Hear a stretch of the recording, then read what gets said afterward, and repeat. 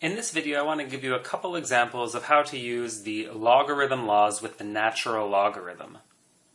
In our first example, we have three expressions, all involving the natural logarithm, and we want to combine them into a single natural logarithm. In order for us to use the addition or subtraction properties, we need to remove the coefficients in front of our natural logarithms, and we can remove the 3 and the 1/2 by putting them up into the power of whatever is inside of our natural log. So for our first term, we're going to get ln of x minus 1 cubed. Our second term becomes ln of 4x to the power of 1/2. And our last term stays the same as minus ln of x. Now let's do a little bit of work simplifying this expression here. We can think of the power of 1/2 as the square root. So what we really get is the square root of 4x. The square root of 4 is 2. So we get ln of 2 times the square root of x.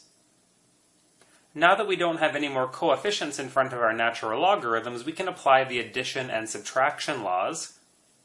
First, let's deal with the addition law. We're going to combine these two logarithms to get ln of x minus 1 cubed times 2 root x.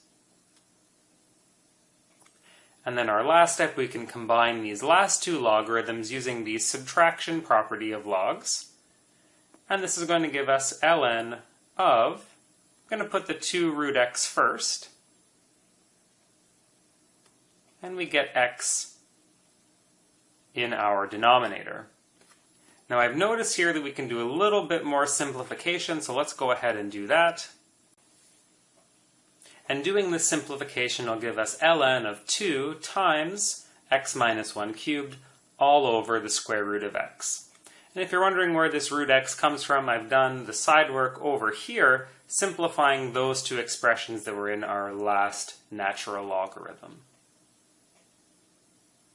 Remember that all of your logarithm laws work in both directions, so we can also expand a single natural logarithmic expression.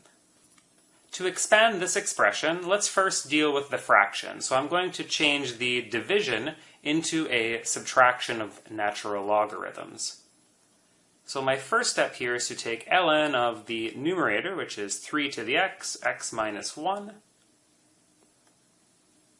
and subtract ln of our denominator, which is e. This expression here we can break up one more time. We have 3 to the x times x minus 1.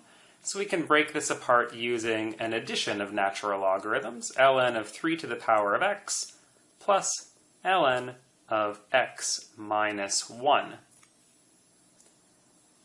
Over here, ln of e is equal to 1. That is just a fact that you need to know for your calculus class. And one final step, because there technically is a power here, 3 to the power of x, we can use the power law to bring that x down and write it in front of our natural logarithm to get x times ln of 3 plus ln of x minus 1 minus 1.